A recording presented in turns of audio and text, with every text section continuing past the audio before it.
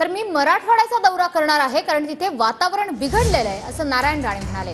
तर मी धमकी दिली तर कुठेच फिरता येणार नाही असं प्रतिआव्हान जरांगेंनी दिलंय। हो, प्लॅनिंग मी तुम्हाला देणार ना, तारीख देणार, वेळ देणार, 2-4 पत्रकारांची गाडी आहे माझ्या बरोबर। आपलं नाव पाहिजे घेतो मी। नेमका मराठवाड्यात का निवडला?